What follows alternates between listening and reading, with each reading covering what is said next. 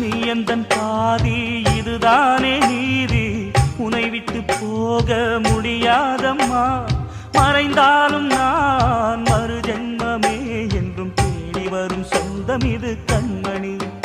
அதை தள்ளிவிட நியாயம் என்ன கண்மணி. இது நீ இருக்கும்,